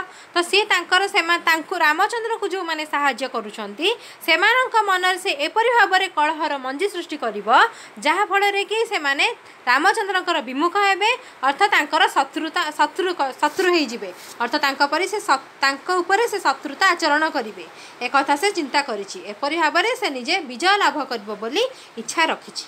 विवाद लगाई रामक कौशल को पंड करिवार जो कूटनीति रावण करिछि ताहा तार कूटनीतिक विशारता को प्रमाणित देइछि अर्थ एहीपरि से विवाद लगाई से राम जेपरी से लंका को न आसी पारंतु अर्थ तांकर यात्रा अनुकूल किपरि प्रतिकूल रे परिणत हो एक कथा से चिंता करी से कौन करिछि ना कूटनीति आपणैछि तार ए कूटनीतिर विशारता को प्रमाणित करिछि। तार से जो दुई मंत्री को जो सुख सारण को से पठाई से रामंक विरुद्धाचरण करने ପାଇଁ चेष्टा करिछि काहा मनरे ना अंगद एवं विभीषण एमानक मनरे से रामंक विरुद्धाचरण करने ପାଇଁ चेष्टा करिछि। तो तार एही गुण को एही कूटनीतिर विशारता को ए प्रमाणित करुछंती किए ना कवि तांका लेखनी रे लेखिकी है ना। तापर देख केवल एतिकी नुहे रावण रामचंद्र सेना बल मध्य कलना करने को इंगित देइछि काहाकू ना तार से मंत्री को अर्थात तार से चर सुक सारण को से इंगित करिछि जे तमे माने मध्य रामंकर केते सैन्य सामंत अछि ताकू मध्य गणी करी आसीबो अर्थ तमे कलना करिवो। एथिरो रावणर चतुरता आ युद्ध जय पई विधिबद्ध योजना संपर्क में अवगत होइबे। तो एथिरो आमे जानि परिबा जे रावण किपरि भाबरे तार चतुरतार ता बुद्धि रे से किपरि भाबरे युद्ध जय करिया कथा चिंता करिछि ए कथा आमे जानि परिबा। किंतु तमे माने ए कथा मने रखिबा उचित जे जे माने खराब कर्म करंती तांकर फल सब बळे खराब ही मिलि थाए आ जो माने भल कर्म करि थांती तांको फल सब बळे भल ही मिलि थाए। अर्थ से जेते कूटनीति आपणैले मध्य से केबे हेले विजय प्राप्त करि पारि नथिला काहेकि ना ता मध्य रे कोन थिला खराब कर्म से करिथिला अर्थ ता भितरे सत्य नथिला ता मध्य सबू खराब गुण थिला। तो सेथिपई से छलनार सहित युद्ध जितिबा पई चाहतिला किंतु जहा कि से जिति पारि नथिला। से एते बुद्धिमान थिले मध्य 10टी शिरर बुद्धि थिले मध्य 10 शिर थिले मध्य 20 हाथ थिले मध्य 20टी हाथ थिले सुद्धा से युद्ध जय करि पारि नथिला काहेकि ना से असत्य पथरे थिला एवं से खराब कर्म करिथिला। आ जो माने असत्य पथरे थिबे से माने केबे हेले भी विजय लाभ करि परिबे नाही। आ रामचंद्र सत्य पथरे थिले सेथिपई से विजय लाभ कले। से असुविधार सम्मुखीन होइथिले मध्य से सत्यर पथ केबे त्याग करि नथिले सबु बेले सत्यर पथरे जाइथिले। से रास्ता कष्ट थिले कठिन थिले मध्य से सबु बेले सत्यर मार्ग रे ही चलीथिले सेथिपई से विजय पाइले। तो एथिरु आमे रावणर चतुरता आ युद्ध जय पई विधिबद्ध योजना संपर्क में अवगत हुए। तो कवि उपेन्द्र भंज रावणर एतादृश्य कूटनीतिर प्रयोग तार चिंतन तार परिप्रकाश को चमत्कार भाव में आलोच्य कवितार वर्णित करियछंती। तो यह थी आम दीर्घमूलक प्रश्न उत्तर। तापर देख 24 नंबर प्रश्न कौन देला 24 नंबर प्रश्न देला पठित कविता भित्ति रे समाज प्रति थिबा वार्ता गुड़िक केउ केउ भल कथा केउ गुड़िक खराब कर्म भल काम कले कौन हब खराब कर्म कले कौन हब शांत सरल नमनीय सहनशीलता जदि गुण आम भितर थिबो ताले आमे किपरि भाबरे विजय लाभ करि परिबा एवं कूटनीति छलना कले शेषरे कौन हब आमर शेषरे पतन घटिबो एवं आमे केबे हेले भी विजय लाभ करि परिबानी। सब बेले सत्य पथरे थिले आमे सत्य पथरे चलिबा द्वारा जेते कष्ट हेले मध्य आमे सब बेले विजय पाइबा एवं मनरे शांति आसीबो।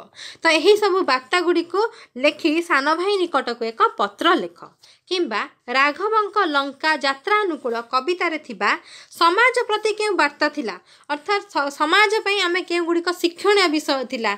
एही राघवंक लंका यात्रा अनुकूल कवितारू आमे केउ केउ भल गुण गुड़िक शिक्षा करिबा एवं केउ केउ खराब गुणरू आमे भूल कथा को आमे बुझी परिबा जे एई काम कले हमर कोन हबो एवं भल कर्म कले कोन हबो सेही वार्ता गुड़िकर सेही वार्तार गुरुत्व को उपलब्धि करी सान भाई निकट को एक चिठी लेख। ताले एठी लेखिबो प्रथमे ऊपर लेखिबो वाम पार्श्व श्रद्धेय प्रभाकर तुम जहाँ को लिखिपर तुम सान भाई ना लिखिपर सान भौणी ना लिखिपर तुम जहाँ नाम थी ये से नाम को लिख तुम सान भाई किंबा तुम सान भौणी सान भाई किंबा तुम सान भौणी भौणी निकट को ये तुम नाम लिख तापर ये देख डाहाण पार्श्व ये तुम आड्रेस लिख जी तुम जी लिखुच तुम लिखुच तेणु तुम ठिकना लिख के नाई डाहाण पार्श्व ऊपर डाहाण पार्श्व है लिख यहाँ वाम पार्श्व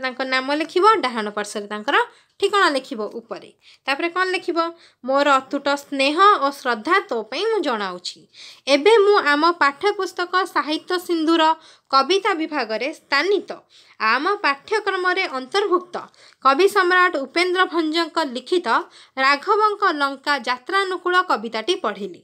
कविताटी रे राम और रावणक युद्ध प्रसंग पई प्राक प्रस्तुति संपर्कित किपरि प्रथमे प्रस्तुति करा जाइथिला किपरि रामचंद्र लंका को किपरि भाबरे गमन करिवे से कथा एठी लेखा जाइछि एवं प्रस्तुति संपर्कित चिंता प्रकटित होइथिले भी एथिरे निहित माने प्रथमे किपरि से जाइथान्ते से कथा जो चिंता करिथिले मध्य एथिरे निहित समाज पई विविध वार्ता मते प्रभावित कला एई विषय तो यही संपर्क में तते अवगत करने अर्थ जणाइबार कारण हेउची जे ए सब विषय सचेतन हेले तते ठीक मार्ग रे चलवाई इंगित करवा अर्थात तू किपरि ठीक रास्ता चलू क्यों कामटी कले तू भल बाटर जीवु और भल कम कले किपरि भल फल पाइबू खराब कर्म कले किपरि खराब फल पाइबू। तो यही कवितार जहाँ जहाँ सब शिक्षणीय कार्य अच्छी मु तो पाखक ए लेखिक पठाऊँ चिठी मध्यम लेखिक पठाऊँ जहाँफल कि तू आगामी भविष्यत दिन में तते ठीक मार्ग रे चलवाई तते साहाय्य हब। तो कविताटी रामचंद्र निजर प्राणप्रिया पत्नी सीता लंकापुरी रे बंदिनी थिबा कथा जानिबा परे तांकु उद्धार करने को सेतुबंधर कल्पना करिसंती समुद्र उपरे से एक बंध बांधिबा कथा चिंता करिसंती। मात्र सेतुबंध पई जेते पत्थर से समुद्र को निक्षेप करिसंती से जो बंध बांधिबे केउथिरे बंध बांधिबे पत्थर रे तने से पत्थर जेतबे समुद्र उपर को पकेइचंती बा समुद्र उपर को फिंगिचंती तो ताहा सत्ताहीन हो जाइछि अर्थात ताहा पानी रे पानी भितर गभीर मध्य ता लीन हो जाइछि समुद्र गभीर मध्य लीन हो जाइछि। तो एथिरे राम आश्चर्य प्रकट करने सहित कार्यसिद्धि सागराधिपति वरुणक उद्देश्य रे उपवास रही तांका सहायता लोड़िचंती और शेषरे से सफल होइछंती। तो से सागर अधिपति अर्थ समुद्रर अधिपति से वरुण को से प्रसन्न करने से उपवास रही तांकर सहायता लोड़िचंती एवं शेषरे से सफल मध्य होइछंती। से कुश सेजरे शयन करिचंती अर्थात कुश होला तृण रूपक सेजरे से शयन करिचंती वरुण देवता को प्रसन्न करने। तो यही पर्यायर आमको वार्ता मिली जे कार्यसिद्धि हताश नुहे तो एते कठिन परिश्रम करने पर भी जते पत्थर से माने समुद्र को पटकैले ताहा कौन होइतिला लीन हो जाउतिला तो से माने हताश होई नथिले तथापि से कौन करथिले तांको साधना करथिले कार्य करथिले किपरि हबरे ता सफलता पाइबे। तेणु कार्यसिद्धि हताश हेबानी तार साधना दरकार माने ठीक ठीक बाटर जीवा दरकार एवं तुमको कठिन अध्यवसाय दरकार मनोबल को दृढ़ करने दरकार भांगी न पड़ी कौन सी भी परिस्थिति रे जेते बड़ असुविधा आसिले मध्य परिस्थिति को सामना करने आमको शक्ति आवश्यक शक्ति दरकार। तो आम कौन सी परिस्थिति रे जेपरि आमे भांगी न जाऊ से आम दृष्टि देवा आवश्यक जदि हेलानी आउ थे परिश्रम करवा आउ थे चेष्टा करवा परिश्रमर फल केबे भी वृथा जाएनी कठिन अध्यवसाय कले से जिनस निश्चय आम सफलता पाइब दिन निश्चय सफलता पाइब। तो जेते बड़ असुविधा आसिले मध्य ताकू किपरि भाबरे मुकाबिला करवा उचित आम ए विषय आम शिखुंट। तो एते असुविधा थिले मध्य हेमे हताश ही नथिले रामचंद्र से साधना करथिले शांत मन रे से चिंता करथिले कौन कले से ए असुविधा रु से मुकुळै पारिबे अर्थात से आगु को बढ़ी पारिबे। तो सेथि पई कार्यसिद्धि पई हताश नुहे साधना दरकार। दुई रे योजनाबद्ध रूप से कार्य कले कार्य सफलता आसीब से ठीक भाव में योजना रूप से किपरि कहा परे कौन कले ए समस्यार समाधान मिलिबो से माने ताहा करिथिले एवं से माने सफलता मध्य पाइथिले तार समाधान मध्य मिलिथिला। सेति पई हमकु सब कार्य रे योजनाबद्ध रूप से कार्य करबा आवश्यक। 3 नंबर कौन जानिबो ना केउ केउ कथा शिखिबार अछि ना रामचंद्र पुरुषोत्तम से होला माने से अयोध्यार सम्राट थिले अयोध्यार राजा थिले से किंतु मात्र निजर क्षमता से प्रयोग न करी से स्वयं भगवान थिले से तो चाहिए से गोटे माने गोटे क्षण रे से समुद्र पार करी से लंका को जाई पारथांदे से सीता को मध्य सेठी बसी बसी आनी पारिथांदे से किंतु से कथा से कले नाही से तो प्रभु श्री रामचंद्र थिले से चाहिए सब किछि करि पारिथांदे किंतु से जेहेतु मानव रूप रे थिले मानव देह धारण करथिले से जो मार्ग रे जो सत मार्ग रे से गले केउ मार्ग रे जीवा उचित से कथा से जानी थिले से हमको से कथा शिखौथिले आम पाखरे जेते संपत्ति थिले मध्य जेते हमर शक्ति थिले मध्य हमको ठीक मार्ग रे जीवा उचित एपरी भाव में जीवा उचित जहाँ फल कि आम से कार्यटा को सफलता आम पाइबा एवं आम यदि भल मार्ग रे जीवा उचित मार्ग रे जीवा सब बळे आम काम सफलता ही मिलिबो।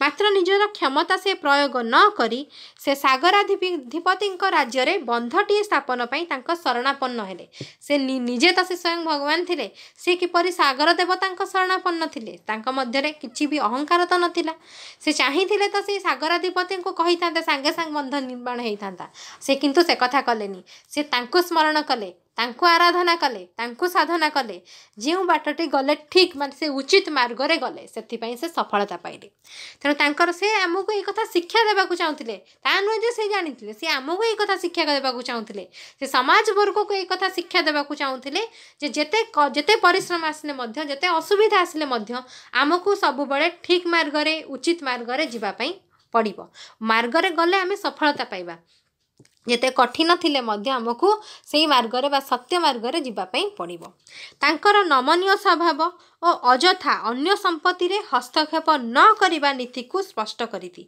से चाहिथिले तो समुद्र को तो से निजे आयत्त करि परथांदे पानी को सुखै दे परथांदे किंतु समुद्र थिले वरुण देवता थिले समुद्र रो अधिपति तांकर सेटा संपत्ति थिला से तो चाहिथिले से कोन करथांते से समुद्र को सुखै दै थांदे चाहिथिले लंका को से अधिकार करि परथांते किंतु से सेमिति कलेनी जेटा उचित मार्ग थिला से सेही बाटरे गले अजथा अन्य संपत्ति रे हस्तक्षेप न करिबा नीति को स्पष्ट समाजर श्रेष्ठ प्राणी रूपे मनीष को एथिरु नमनीयता निरहंकार अर्थ अहंकार हेबा नहीं अहंकार न पोषण न निज भीतर अहंकार को माने पालित न करी आमको निरहंकार रहिया पई पड़िबो एही विषय आमको निश्चय आमको ए विषय आम शिक्षा पाउछंती आम ए कविताटी शांत सरल निराडंबर नमनीयता सहनशीलता धैर्यता अनुकूल हेउ कि प्रतिकूल हेउ सबु परिस्थिति रे धैर्यर सहित मुकाबिला करिबा कथा आमे प्रभु श्री रामचंद्रଙ୍କ ठारू शिखि थाउ केवल एतिक नुहे मंद उद्देश्य परिणति जे मंद एकथा मध्य कविता रे एक सामाजिक वार्ता होई ठिया होईछि खराब कर्म करने द्वारा सब बड़े आमको खराब फल मिल भल कर्म करने द्वारा सब बड़े भल फल मिल जेते अहंकार भाव प्रदर्शन करवा जेते गर्व करवा समस्तर विनाश सुनिश्चित ठीक समय आसिले आमको आमर विनाश हम जदि आम अहंकार प्रतिपोषण करवा गर्व अनुभव करवा गर्व गर्व अहंकार भाव आम मन में प्रतिपोषण करवा ताहले आमर कौन हम विनाश हम तो विनाश काले विपरीत बुद्धि जेपरी रावण करथिला निजर विनाश समय से विपरीत बुद्धि अवलंबन करथिला तेणु तार विनाश है से सब असत्य मार्ग रे थिला छलना करुथिला अहंकार करुथिला निजर बुद्धि को लेकिन गर्व करुथिला से शिला शिवंकर परम भक्त से बहुत गर्व करुथिला जे से बहुत ज्ञानी गुणी तपस्या बोली से गर्व करुथिला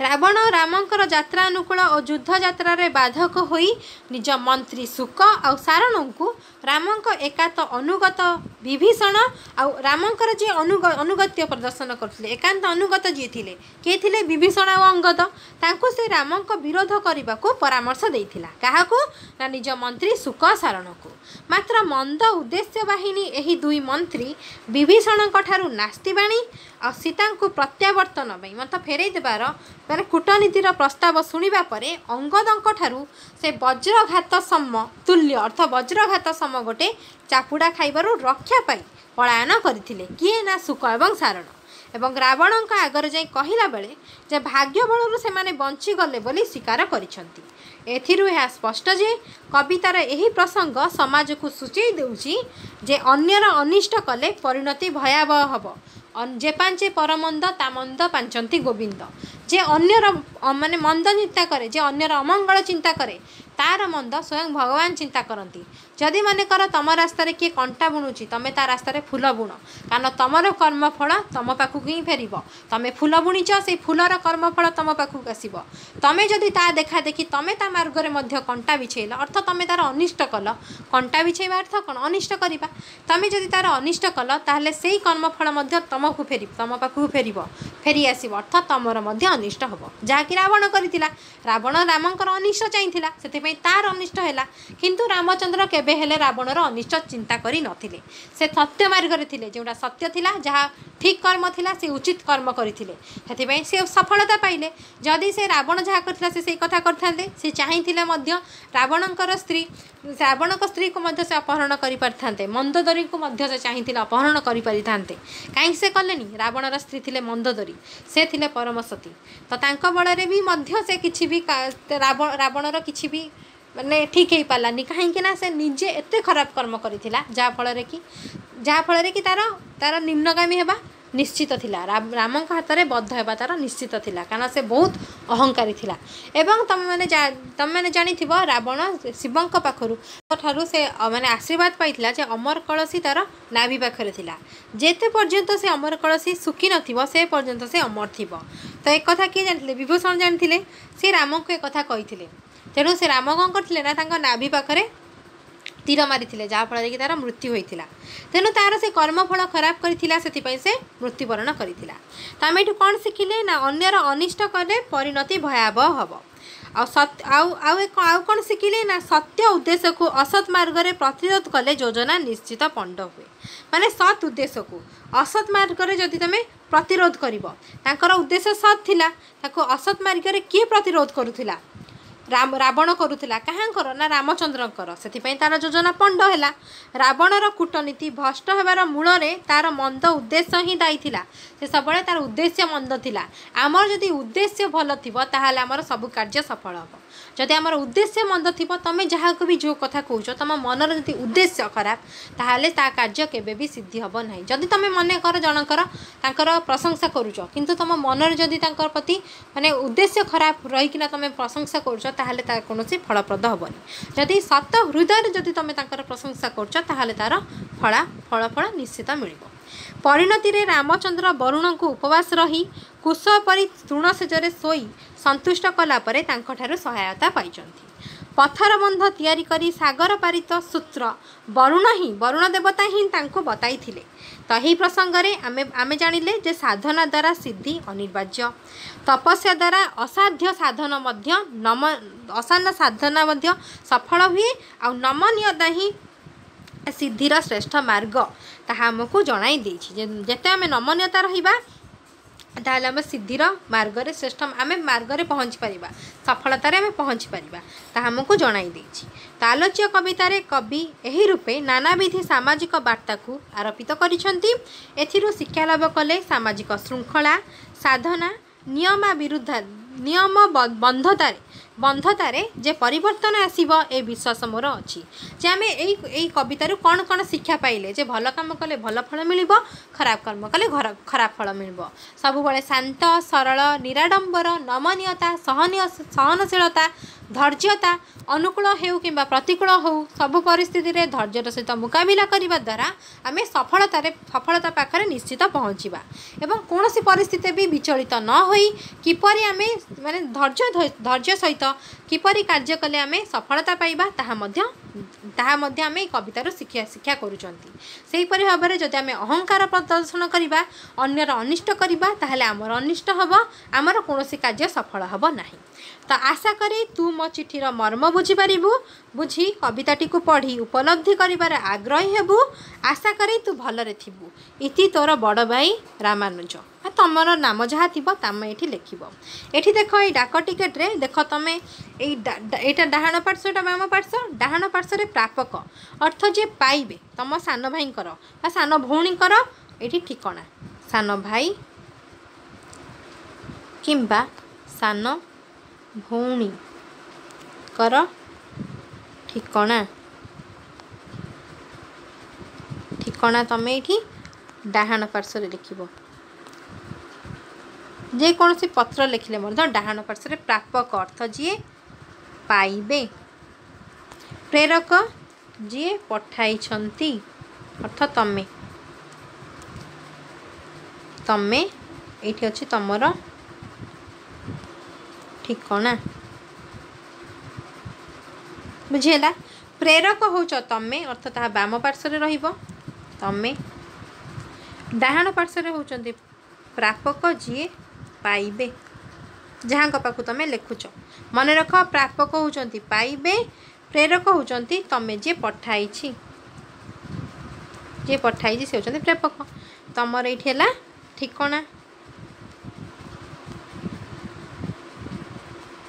ठिकणा एपटे तुम भाईंकर बा भौणीकर ठिकणा बुझीला यहीपरि भाव में तुम लिख तो यह थिला आमर राघवंक लंका यात्रानुकूल विषयर प्रश्न उत्तर परवर्ती वीडियो रे आमे अन्य एक विषयर प्रश्न उत्तर आलोचना करिबा विषय वस्तु आलोचना करिबा।